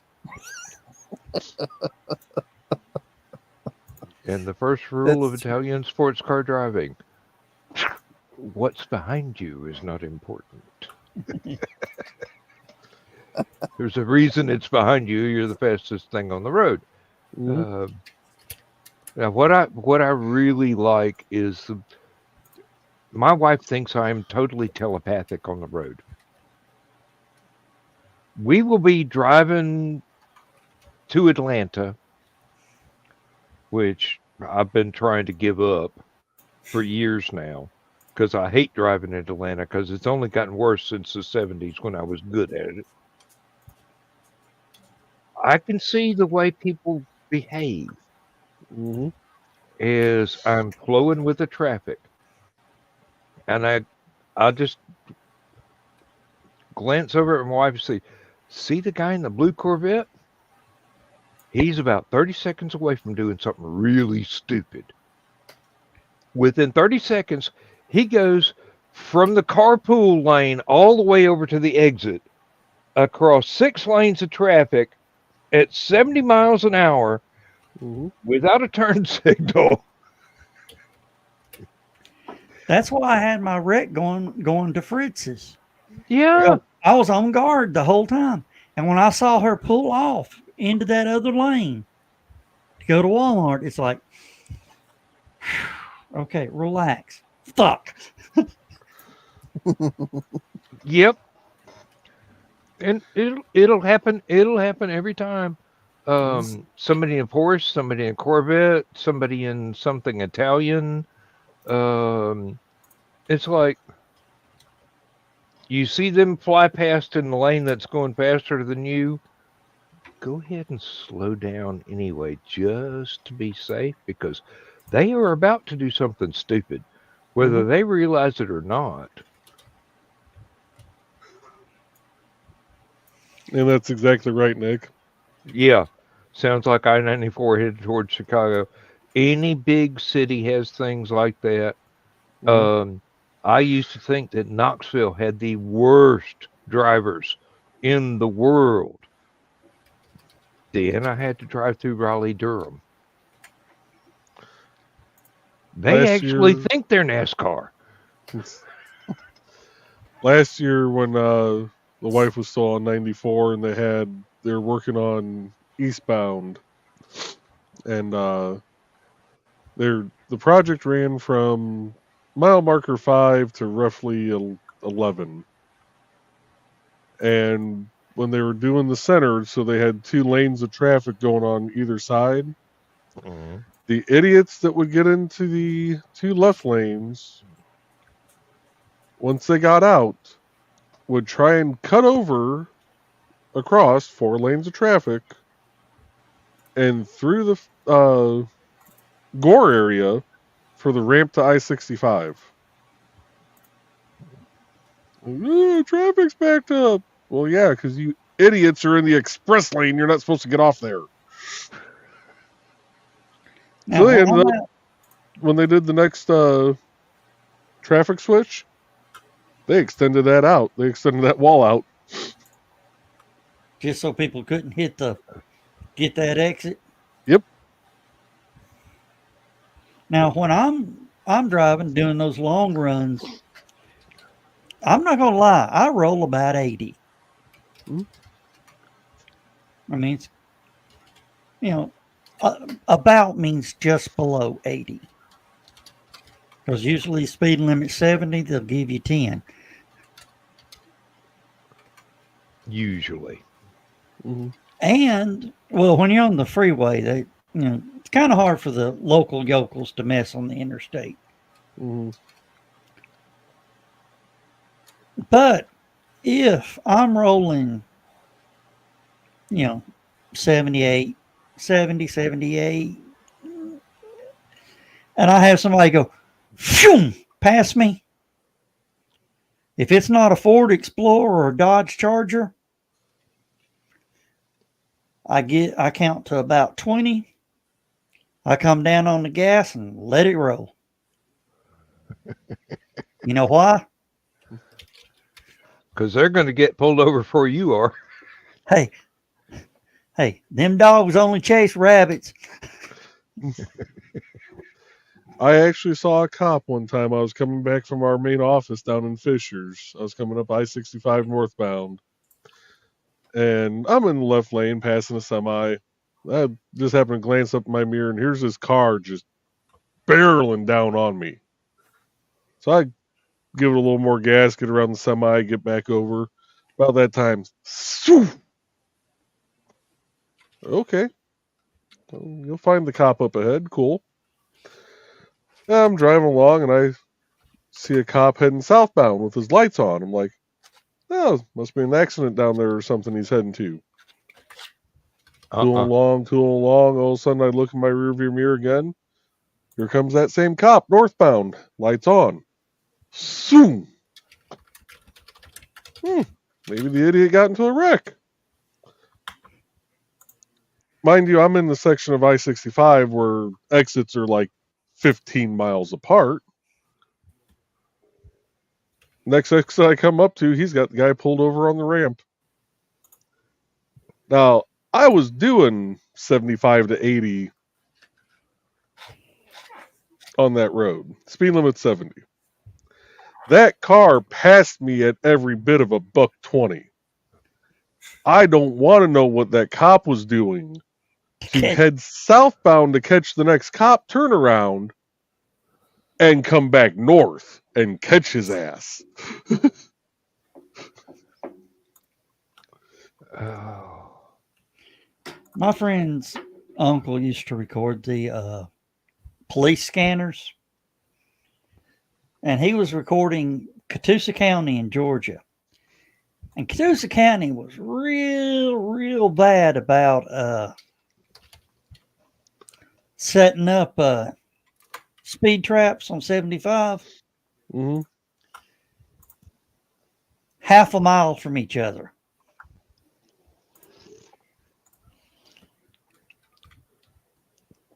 He says, you got to listen to this tape. I mean, he had it saved and cut and spliced and put into its own little cassette for people to listen to. This one cop comes on and goes, whoa, all right, guys, get ready. Something's coming at you. It just passed me at over 125 miles an hour. I didn't get to see what it was. Second guy came on just a couple seconds later and says, it was red. Third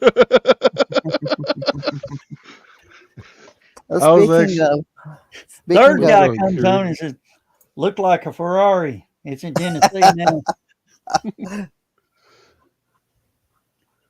They didn't even attempt to chase him.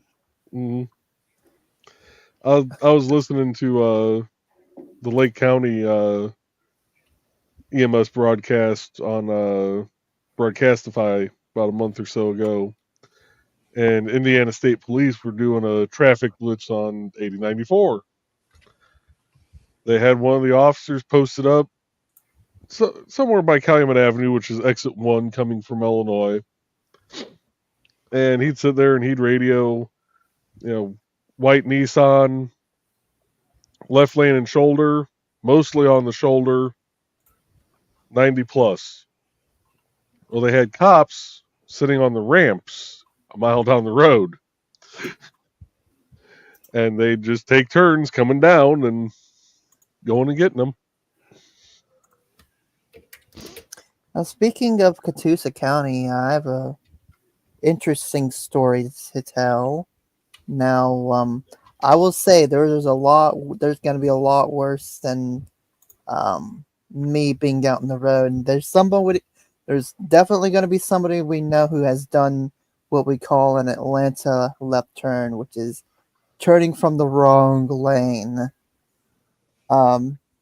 So myself and someone else, we were in Ringgold. We were passing through Ringgold, about to go to a park down there, and we had just stopped off at this hemp place. We were just coming out from there.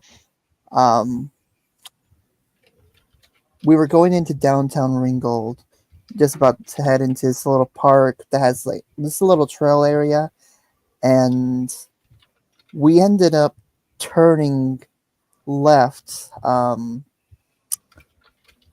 Right, but we were in the wrong lane to turn left.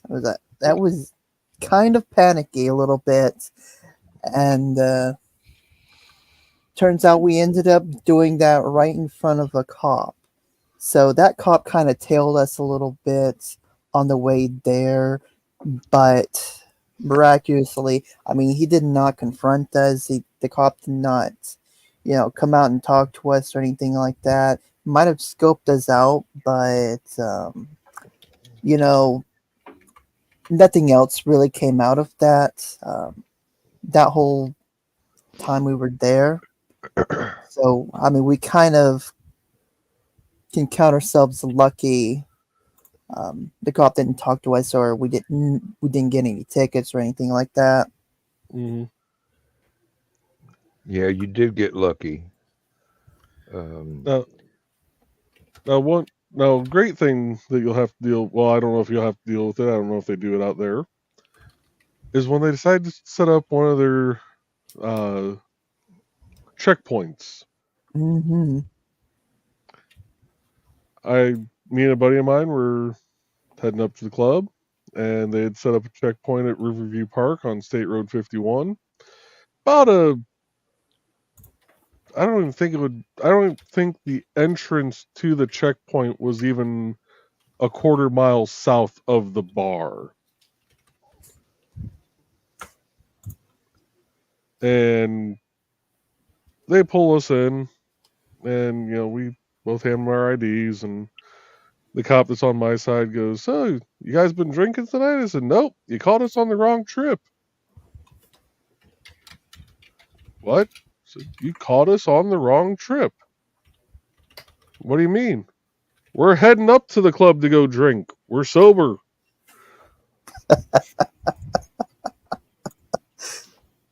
Said, "A few hours from now, this will be a different conversation if we come back this way." But knowing you're here, we're not going to come back this way. And we did not. We went north to Central Avenue, cut down the county line, and went back that way.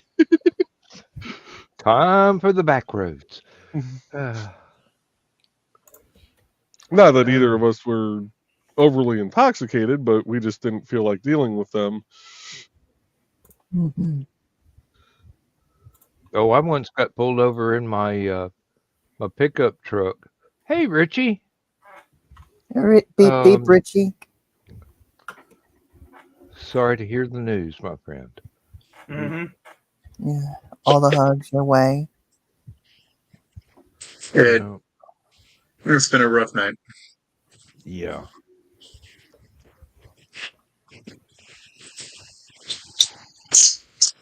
But at least he's not hurting. Yep. Yeah. Mm-hmm. Well, let me finish this story. I was driving my pickup truck, probably going to work. Had just within the last 6 months hit 2 deer and had not had the pickup truck rebuilt. So there's no plastic grill. The hood is being held down by a cable, a steel cable with a padlock on it. And they go, "That looks kind of sus," and pulled me over. I had not been drinking, but I had an empty beer carton in the floorboard of the truck because next day have to go take the recycling off. And they're going, "Okay, you want to blow in this breathalyzer?" And I did. And "Okay, you want to blow in this breathalyzer again?" And I said, "Sure." I did. And then they're going, "Well, the reason we pulled you over is because it looked like the hood's about to fly off your truck." And I go, "Well, I mean, walk up there and try and pull that thing open. I've got it chained down pretty well. It's just too expensive, and deer are too plentiful out where I live out in the country. If they're going to keep running out in front of me, I can't keep from hitting them, and I'm not going to have the damn thing rebuilt every time." Mm-hmm. And they just said, "Thank you very much, Mr. Hollifield. You drive safe now." And I went on to work and worked another 12-hour shift and came back. And it's just, I got pulled over for being a redneck in a redneck state. Pretty much. Yeah, there's something ironic about that. Jeez. Oh. Okay, guys, we got about 6 minutes left. Any final words of wisdom from anybody? I've been kind of hogging the conversation tonight. Well, somebody asked me to name 2 structures that hold water. I just said, "Well, damn." The boy been learning. I'm not sure we're a good influence on him, but I was going to say I hate to cut out and leave a little early, but after that one, fuck it.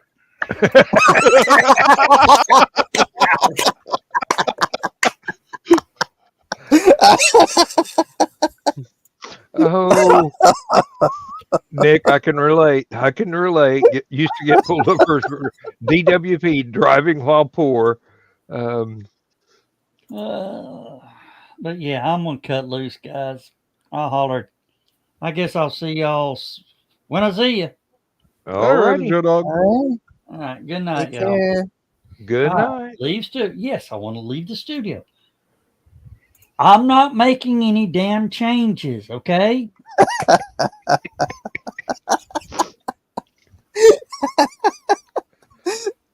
That boy worries me sometimes. Sometimes. Only sometimes.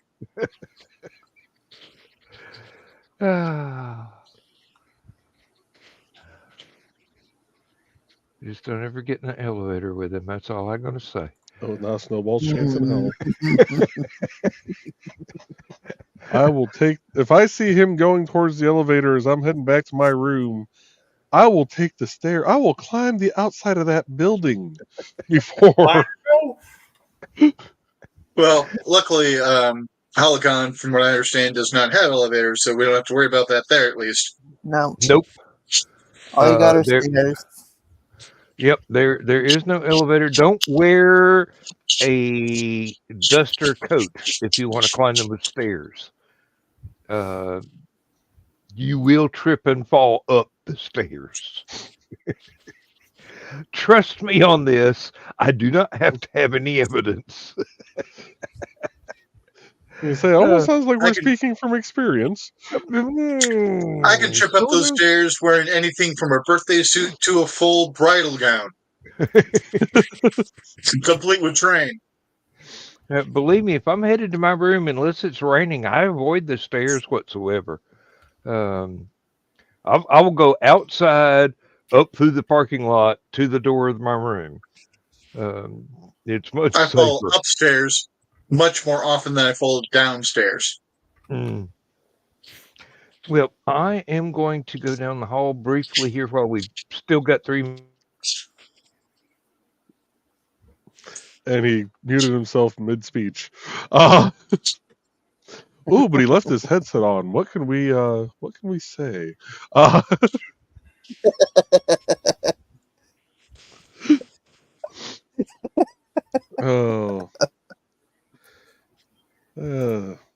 Philodendron, rutabaga. The safe word is flower. Spelled flower, but pronounced like flower. Do not miss the toilet. Latu, Verata, necktie, nickel, N-word. Definitely an N-word. Not that N-word. Remember, aim small, miss small. Oh,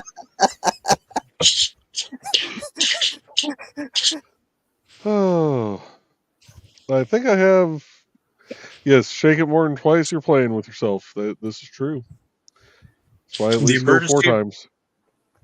The emergency vet where I took Bucky to dispose of his remains.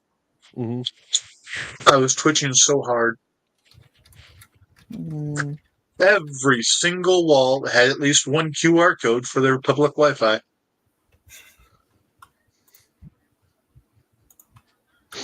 The bathroom had a QR code for the public Wi-Fi. There were 3 in the area around the vending machines. Something tells me they were asked about their public Wi-Fi a lot, and somebody just finally got pissed and may have even just went home and printed off a bunch of stickers. Yeah. Well, I don't know if it's that or if Purdue North, whatever the hell they are, used to be North Central. Now it's PNW, I think. Yeah, I think. Anyways, Northwest. I wonder if it's just they got really pissed poor IT because it's the emergency vet right there at the college. Yeah. That or somebody could be trying to do it just printing out stickers so they can do a men in the middle attack. Well, I'm sitting there. I'm like, you know how easy it'd be for me just to snatch one of those. There's so many of them, they wouldn't notice.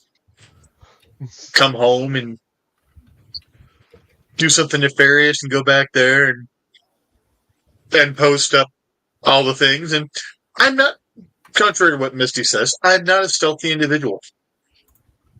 And I could get in there and I could replace all of those suckers I'm really, really tempted to do it with the Rickroll QR code.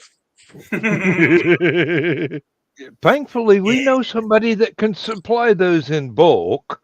Well, I've already got the QR code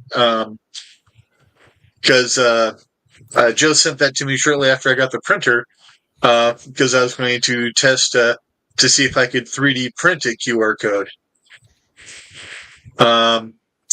Which reminds me, I need to play with that Blender some more so I can actually do that.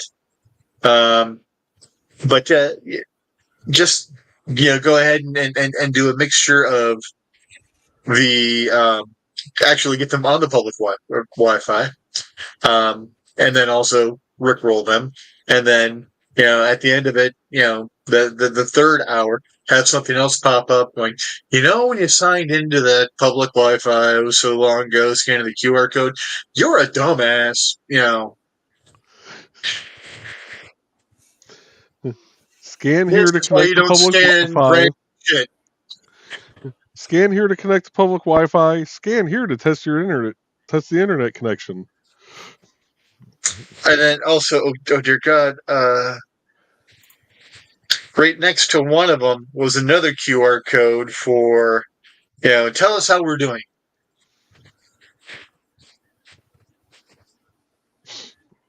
I'm just like, you people just don't give a damn at all.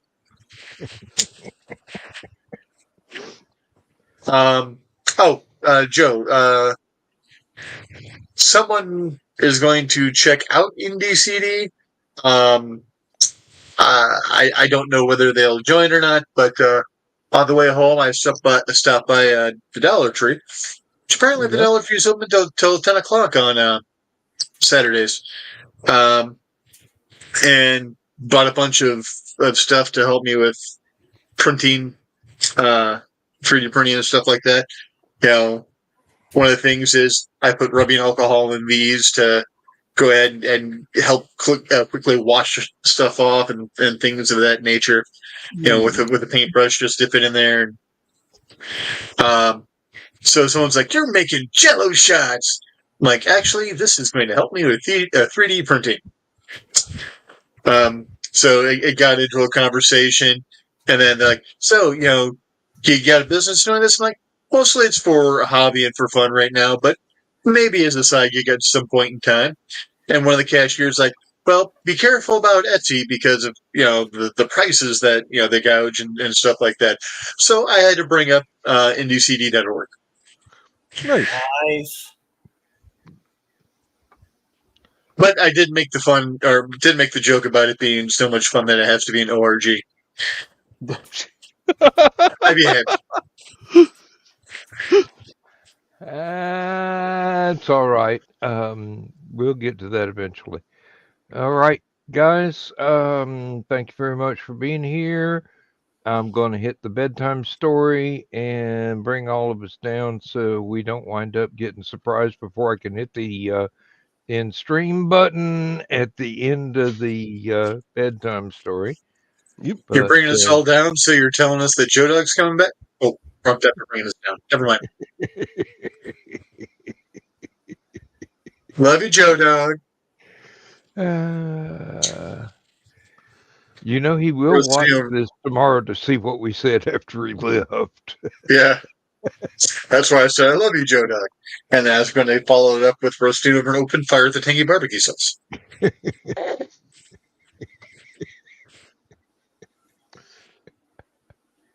Oh, good Lord. We'll see you next time, folks, in the viewing audience. Wherever you may be, we will find you. We have a certain particular set of skills.